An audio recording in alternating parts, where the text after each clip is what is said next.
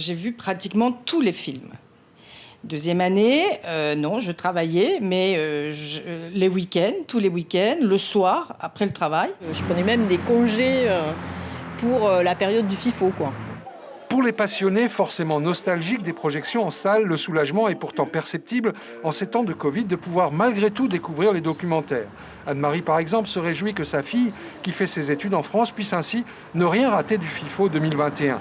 Mais personnellement, le côté convivial du festival lui manquera assurément. Même si on vient tout seul ou avec juste une personne, on rencontre toujours d'autres personnes avec qui justement on échange. Or là, je serai quand même toute seule de mon côté. Ce sera moins dans la spontanéité, moins dans... Voilà, parce que le FIFO, il y a quand même toute une ambiance. Du côté de l'équipe du FIFO, ce même sentiment d'avoir préservé ce qui pouvait l'être. D'autant plus que les 800 connexions enregistrées dès 9h ce matin, alors que seul le off et les courts-métrages étaient en ligne, constituent un encouragement. Avec aussi comme horizon, si les conditions sanitaires le permettent, un FIFO hors les murs, mais en présentiel cette fois. On va quand même faire une tournée du FIFO hors les murs une fois que le festival sera passé. Donc entre le mois de mars et le mois de septembre-octobre à peu près, on va essayer de proposer des projections supplémentaires dans les îles, dans les collèges, les lycées de Tahiti aussi. Confortablement installé sur son canapé, Claude L compte rester collé à son ordinateur toute la semaine.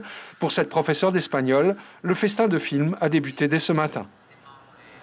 Je ne peux pas vivre sans activité artistique. Ma vie n'a pas de sens. Donc c'est déjà bien que ça ait lieu. Ah oui, alors, et puis en plus c'est très bien organisé. Là, ça y est, j'ai pu me connecter, malgré mes problèmes de connexion. J'ai pu me connecter, donc ça y est, j'ai commencé à voir des films. Et je suis très, très impatiente de tout voir. Ce week-end, je vais le passer. En plus, le temps s'y prête, je vais le passer à regarder les films, oui. Plusieurs formules à la carte permettent d'avoir accès en ligne aux 28 documentaires et aux 17 courts-métrages. Un certain nombre d'éléments vidéo sont même gratuits. Mais pour des raisons de droit de diffusion, les films ne pourront être vus que pendant 8 jours.